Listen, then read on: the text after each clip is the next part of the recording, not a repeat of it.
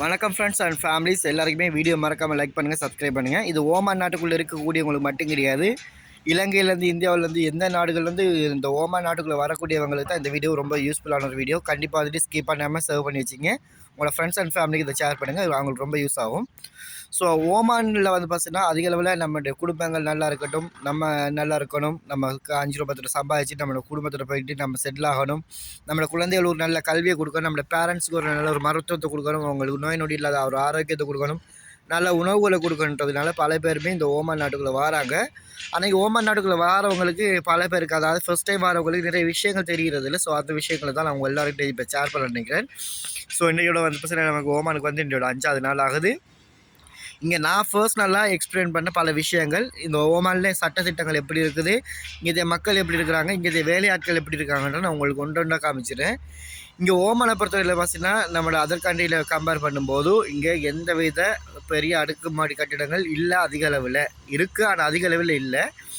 அதே மாதிரி இங்கே வந்து பார்த்தீங்கன்னா நம்ம குடும்பங்களுக்காக நம்ம சம்பாதிக்க வரோம், நம்மளோட குடும்பங்கள் நல்லா இருந்தால் நம்மளும் சந்தோஷமாக இருந்த மாதிரி அப்படி நம்ம நினச்சி நம்ம வயிற்றுக்கு கட்டி வாயை கட்டி சோறு சாப்பிடாம இந்த குப்பூசை சாப்பிட்டு பழங்களை சாப்பிட்டு தண்ணியை குடிச்சிட்டு அந்த மாதிரி வாழ்ந்துட்டுருக்குறோம். அப்படி இருக்கும்போது நிறைய பேர் செய்யக்கூடிய மிஸ்டேக் வந்து பார்த்தீங்கன்னா புதுசாக வந்துட்டு இப்போ வேலை தேடி வரவங்களுக்கு சொல்கிறேன், விசிட் வீசாவில் இங்கே நாட்டுக்குள்ளே நீங்கள் வேலை செய்து காவல்துறை அதிகாரிகளால் பிடிபட்டீங்கன்னு சொன்னால் எந்தவித எக்ஸ்கியூஸுமே கிடையாது.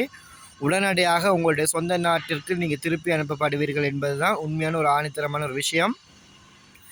அது நீங்கள் விசிட் வீசா எங்கே எடுத்தாலுமே அந்த வீசாவில் வந்துட்டு, அதாவது ஸ்பான்சர் எங்கே இருக்காங்களோ அங்கே மட்டும்தான் நம்ம இருக்க முடியும். வேறு எங்கேயுமே இப்போ வேலை செய்ய முடியாது. யாராவது சொல்லி கொடுத்தாலோ அல்லது இங்கே போலீஸால் மாட்டிக்கிட்டாலோ உடனடியாக நாட்டுக்கு திரும்பிடணும்.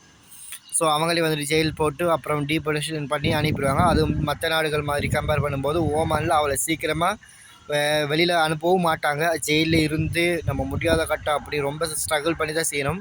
இன்றைக்கி இலங்கை எம்பசியில் வந்து பார்த்தீங்கன்னா எத்தனையோ ஆண்கள் எத்தனையோ பெண்கள் போகிறதுக்கு இடம் இல்லாமல் அந்த காட்டுக்குள்ளேயும் தண்ணி இல்லாமல் வண்ணி இல்லாமல் எவ்வளோ கஷ்டப்படுற ஒரு சம்பவங்களையும் நம்ம பார்த்துட்டு இருக்கிறோம். ஸோ இது எல்லாருக்குமே ஒரு பாடம். இப்போ விசிட் வீசா வந்துட்டு எத்தனை நாள் இங்கே கிடைக்குது அப்படின்னு பார்த்தீங்கன்னா 10 days 1 month maximum 1 month. So Dubai மாதிரிலாம் 60 டேஸ் வீசாலாம் கிடையாது, 60 நாள் வீசா கிடையாது. எவ்வளோ காஸ்ட்டுன்னு பார்த்தீங்கன்னா ஒரு 10 நாள் வீசாவுக்கு வந்து பார்த்தீங்கன்னா 8500 வருது. 1 மந்த் வீசாக்கு, அதாவது 30 டேஸ் வீசாக்கு வந்து பார்த்தீங்கன்னா ஸ்ரீலங்கன் கேஷுக்கு 21,000லேருந்து 29,000 வரைக்குமே அவங்க சார்ஜ் பண்ணுறாங்க. ஸோ இதுதான் வந்துட்டு சார்ஜஸ்ஸு. வீசா வந்துட்டு பார்த்தீங்கன்னா எக்ஸ்டெண்ட் பண்ண முடியும்னா கண்டிப்பாக வந்துட்டு இந்த வீசா வந்துட்டு எக்ஸ்டெண்ட் பண்ண முடியும். விசிட் வீசாவில் வந்து நீங்கள் வேலை தேடிட்டு இருக்கக்கூடிய நபராக இருக்கலாம், இல்லை நீங்கள் சுற்றுலா வீசாவில் இருக்கிறவங்களாக இருக்கலாம். அவங்களுக்கு ஸ்ரீலங்கன் நேஷ்னாலிட்டி நான் சொல்கிறேன், மற்ற அதர் நேஷ்னாலிட்டி எனக்கு என்ன மாதிரி தெரியல. ஸ்ரீலங்கன் நேஷ்னாலிட்டிக்கு செகண்ட் டைம் வந்து பார்த்தீங்கன்னா வீசா வந்துட்டு எக்ஸ்டெண்ட் பண்ணிக்கலாம், அதே சேம் காஸ்ட்டு தான் போகும். இப்போ தேர்ட் டைம் வந்து பார்த்தீங்கன்னா இன்சைட் கண்ட்ரி இல்லையா, இது அவுட் சைட் கண்ட்ரியான்னு கேட்குறாங்க. ஸோ இது வந்துட்டு ஃபுல் அண்ட் ஃபுல் வந்து இன்சைட் கண்ட்ரி தான். ஸோ துபாய்க்கு உள்ளே நம்ம மாற்றிக்கலாம். நம்மளோட ட்ராவல் ஏஜென்சி கால் பண்ணி நம்மளோட பேமெண்ட்டை கொடுத்துட்டோன்னு சொன்னால் அவங்களே பண்ணிடுவாங்க. அதுக்கு அடுத்தது வந்து பார்த்தீங்கன்னா இங்கே பல நபர்கள் வந்து பார்த்தீங்கன்னா ஓனாக வந்துட்டு வீசா அடிச்சுக்கிறாங்க, சொந்தமாக வீசா அடிச்சுக்கிட்டு போய்ட்டு வேலை செஞ்சுட்டு இருக்கிறாங்க. துபாயிலலாம் நமக்கு ரிலீஸ் கொடுத்து என்ஓசி லெட்டரில் கொடுப்பாங்க. இங்கே அப்படி கிடையாது. என்ஓசி லெட்டர் இல்லாமல் பிடிபடுறவங்க யார் இருந்தாலுமே நீங்கள் சொந்தமாக ஃப்ளாட் அடிச்சு ரெண்டில் கொடுத்துட்டு இருந்தாலுமே சரி, இல்லை சொந்தமாக வாகனம் வச்சுருந்தாலும் சரி, உடனடியாக நீங்கள் நாட்டை விட்டு கிளம்பி ஆகின்ற சூழ்நிலை இங்கே இருக்குது.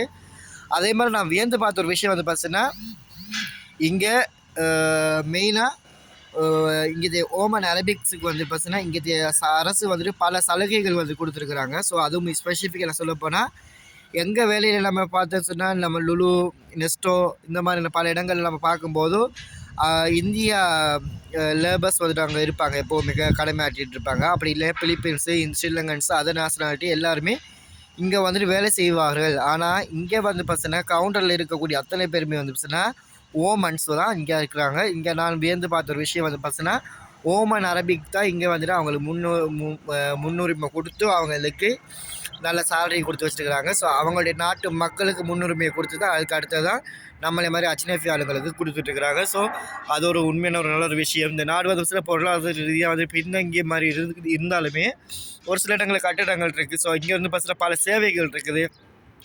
ஓமான்லேருந்து சவுதி அரேபியாவுக்கு உம்ராவுக்கு போகக்கூடியவங்களுக்கு இங்கே இந்த பஸ் சேவைகள் இருக்குது. ஸோ அதே மாதிரி ஓமான்லேருந்து துபாய்க்கு வந்துட்டு போக முடியும். ஸோ 1.5 ஹவர்ஸில் நம்ம ட்ராவல் பண்ணி போகக்கூடிய மாதிரி இருக்குது. பல விஷயங்கள் நம்ம இதுக்குள்ளேயே பார்க்கலாம். ஸோ அவ்வளோ சூப்பராக இருக்குது. ஆனால் வந்து பார்த்தீங்கன்னா அந்த அளவு டெவலப்மெண்ட் கிடையாது. ஸோ எனக்கு தெரிஞ்சு இங்கே வந்து சிட்டிசன்ஷிப் எடுக்கலாம்னு சொல்கிறாங்க. சிட்டிசன்ஷிப் வந்து பார்த்தீங்கன்னா 18 வருஷம் நம்ம சொந்த நாட்டுக்கு போகாமல் இங்கே இருந்தோம்னு சொன்னால் நம்ம இங்கேயே குடியுரிமை வாங்க முடியுமா அப்படின்ற மாதிரி ஒரு விஷயம் இங்கே சொன்னாங்க. அது எந்தளவுக்கு உண்மைன்றது எனக்கு தெரியாது. தெரிஞ்சவங்க யாராவது இருந்தீங்கன்னு சொன்னால் கமெண்டில் சொல்லுங்கள். அதுக்கு அடுத்தது வந்து பார்த்தீங்கன்னா பல நபர்கள் வந்து பார்த்தீங்கன்னா இந்த வேலை செய்கிறோம். வேலை செஞ்சுட்டு இருக்கும்போது நமக்கு ப்ரெஷர் இருக்குது. நம்ம வீடு, நம்மளை கிராமம், நம்மளை ஊர் மாதிரியெல்லாம் கிடையாது. இங்கே பல இன்னல்களை சந்திக்கணும், பல நபர்களை சந்திக்கணும், பல புது முகங்களை நம்ம சந்திக்க வேண்டியிருக்குது. ஸோ எல்லாரோடையும் நம்ம மிங்கிளாக இருக்கணும். ஸோ ஒருத்தன் குடிப்பான், ஒருத்தர் சண்டை போடுவான், ஒருத்தர் அடிப்பான், ஒருத்தர் செய்வான், ஒருத்தர் சிரிக்க மாட்டான், இந்த மாதிரி இருப்பாங்க. அத்தனை விதமான மக்களோடய நம்ம வந்துட்டு மிங்கிளாகி போகிறது தான் இந்த வாழ்க்கை. ஸோ எல்லாருக்குமே இது பொறுமையான ஒரு விஷயம். இது ஓமான் நாட்டுக்குள்ளே இருக்கக்கூடிய ஓமான் நாட்டுக்குள்ளே வேலை செய்யக்கூடியவங்க மட்டும் கிடையாது, எல்லா நாடுகள்லையுமே வேலை செய்யக்கூடியது. இசிஜி கண்ட்ரீஸில் வந்து ஒர்க் பண்ணக்கூடிய அத்தனை எம்ப்ளாயர்ஸுக்குமே நான் சொல்லக்கூடியது தான். ஸோ பொறுமையாக இருக்கணும். ஸோ பிடிக்கலையா கொஞ்சம் நம்ம ஸ்கிப் பண்ணிட்டு போயிடணும். இங்கே அடிபிடிக்க போயிட்டோம் சொன்னால் போலீஸு, கோர்ட்டு, கேஸுன்னு அலைஞ்சி அப்புறம் எல்லாத்தையும் இழந்து நடுவில் நிற்கதியாக நிற்கணும். ஸோ இங்கே வந்து பார்த்தீங்கன்னா திருடக்கூடாது. நம்ம ஒரு இடத்துல வேலைக்கு போகிறோம், ஒரு நிறைய பேர் வந்து பார்த்தீங்கன்னா இந்த ஹவுஸ்மேட்டாக போகிறவங்களாம் பார்த்தீங்கன்னா சின்ன சின்ன பொருட்கள்லேருந்து ஆரம்பிப்பாங்க.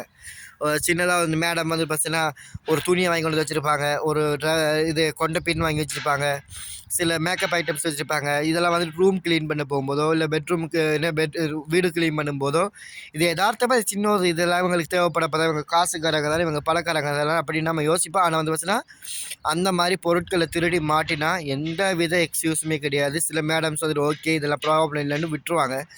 சில பேர் வந்து பார்த்தீங்கன்னா உடனடியாக சட்ட ரீதியான நடவடிக்கை எடுத்து நம்ம மேலே வழக்கு தொடர்ந்து கோர்ட்டுக்குள்ளே போயிட்டு அப்புறம் போலீஸ் ஜெயிலு அது நம்ம பெர்மனெண்ட்டாக கூட சில கேசஸ் வந்து போக முடியும். சிலவளுங்க வீட்டில் இருந்து நம்ம சின்ன சின்ன பொருட்களை தான் திருடிருப்போம். திருடினாலுமே அது வந்து பார்த்தீங்கன்னா திருட்டக்கூடிய அவங்களுக்கு தெரியாது.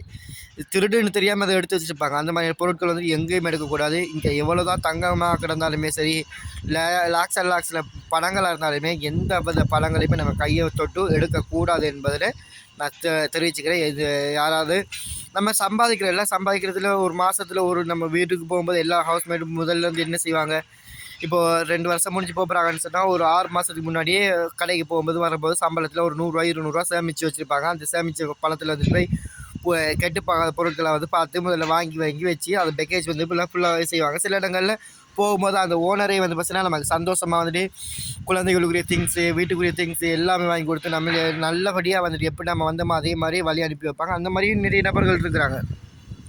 ஸோ இதெல்லாம் நான் உங்களுக்கு சொல்லிக்க விரும்புகிறேன். அதுக்கு அடுத்தது இன்னொரு ஸ்பெசிஃபிக் வந்து பார்த்தீங்கன்னா இங்கே மெடிக்கலுக்கு ரொம்ப எக்ஸ்பென்சஸ்ஸு. ஸோ மெடிக்கல் கார்டு இல்லாதவங்கலாம் உண்மையிலே முடியாத ஒரு கட்டமாக போயிடும். ஸோ எனக்கு வந்து பார்த்தீங்கன்னா உடம்பு சரியில்லாமல் போச்சு. இந்த உடம்பு சரியில்லாமல் ஒரு டாக்டர் கன்சல்டன்ட்டுக்கு போயிட்டு வந்ததுக்கு பார்த்தீங்க சொன்னால் ஸ்ரீலங்கன் கேஷுக்கு 60,000 90,000 வரைக்கும் எனக்கு செலவாயிடுச்சுது.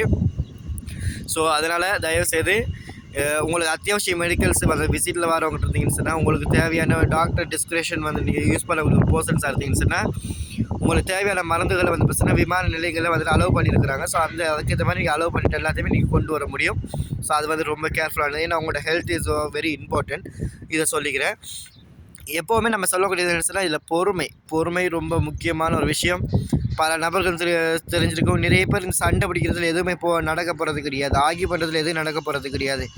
ஒரு இடத்துல நீங்கள் இப்போ விசிட் வீசாவில் வந்து இப்போ வேலைக்கு போகிறீங்கன்னு சொன்னால் கரெக்டாக வந்து பார்த்தீங்கன்னா லாங்குவேஜ் தெரியலைனாலுமே முதல்ல சேலரி எவ்வளோன்றது நீங்கள் கரெக்டாக கேட்டுங்க. சில இடங்களில் வீசா அடிச்சிடுறாங்க. வீசாவுக்கு வந்து பார்த்தீங்கன்னா காசு வெட்டுறேன்னு சொல்கிறாங்க. அது சிலவங்களுக்கு தெரியாது. ஃபர்ஸ்ட் டைம் லேபராக வரவங்களுக்கு பல நபர்களுக்கு இந்த விஷயங்கள் வந்து தெரியாமல் போகுது. ஸோ அதனால அவங்களோட வேலையை போய் சேர்ந்துட்டாங்க. நமக்கு எப்படியோ வேலை கிடைச்சா போதும், விசிட் வீசா முடிய போகுது அப்படின்னு நம்ம நினச்சிட்டு இருப்போம். அதுவும் இல்லாததுக்கு வீசா ஹோஸ்ட் ஆகி நான் எவ்வளோ ஃபைன் கட்டிங்கன்னா ஒரு நாளைக்கு 2 ரியால் வீதம் 2 ரியால் வீதம் 10 சில ஸ்ரீலங்கன் கேஷுக்கு 2000 ரூபா. அப்புறம் அப்ஸ்கோண்டிங் போட்டாங்கன்னு சொன்னால் அது பல விஷயங்கள் நமக்கு செஞ்சு போக வேண்டியிருக்கு. ஸோ என்னோடய ஃப்ளாட்டில் வந்து பார்த்தீங்கன்னா பாருங்கள், இது ஃப்ளாட் வந்து பார்த்தீங்கன்னா ஃபார்மசி இந்த ஃப்ளாட் ஒன்றும், இந்த ஃப்ளாட்டுக்கு அடுத்ததாக வந்து பார்த்தீங்கன்னா இந்த ஃப்ளாட்டுக்கு பின்னாடி ஒரு ஃப்ளாட் இருக்குது. ஸோ அந்த ஃப்ளாட்டில் வந்து பார்த்தீங்கன்னா ஒரு பர்சன் வந்து பார்த்தீங்கன்னா விசிட் வீசாவில் வந்து பக்கத்தில் ஒரு தண்ணி கடையில் போய்ட்டு வேலை செஞ்சுருக்குறாங்க. போலீஸால் வந்து எந்த வித எக்ஸ்கியூஸ் கிடையாது, வண்டியில் ஏறினாங்க, தூக்கி போட்டு போயிட்டாங்க. ஸோ கவனமாக வாங்க. ஸோ நம்ம விசிட் வீசாவில் வந்து நம்ம வேலை தேடிக்கலாம் நம்ம நினச்சிட்டு வரோம். ஆனால் நிறைய பேருக்கு அதோடைய என்ன சொல்கிறது, அதோடைய தேவைகள் என்னன்றது தெரியல. ஸோ நம்ம இப்படி அதை மாட்டிக்கிட்டால் என்ன நடக்குன்றது தெரியாது. அப்படியெல்லாம் பல விஷயங்கள் செஞ்சுட்டு இருக்கிறாங்க. அந்த மாதிரி முட்டாள்தனமான விடயங்கள் நம்ம செய்கிறத தவிர்த்துக்கொள்ளணும்னு நான் சொல்லிக்கிறேன். ஸோ இது போன்ற வீடியோக்கள் உங்களுக்கு தேவைன்னு சொன்னால் கண்டிப்பாக வந்துட்டு மறக்காமல் லைக் பண்ணுங்கள் அண்ட் சப்ஸ்கிரைப் பண்ணுங்கள். தொடர்ந்து ஆதரவு கொடுங்க. உங்களுடைய ஆதரவு வந்து பசங்க அடுத்த வீடியோ என்ன போடணும் அப்படின்றது நீங்கள் சொல்லுங்கள், தெரியப்படுத்துங்க. கண்டிப்பாக வந்துச்சுன்னா 1 பை 1 நம்ம ஒரு வீடியோவாக நம்ம வந்து அப்லோட் பண்ணலாம். ஸோ நம்ம இருக்கிற இந்த 10 நாளைக்கும் எவ்வளோ வீடியோ அப்லோட் பண்ண முடியுமோ அவ்வளோ வீடியோ நான் உங்களுக்காக வந்துட்டு சுவாரஸ்யமான பல விஷயங்களை உங்களோட ஷேர் பண்ணிக்க பகிர்ந்துக்க ஆசைப்பட்றேன். பை பை, டேக் கேர், அஸ்ஸலாமு அலைக்கும்.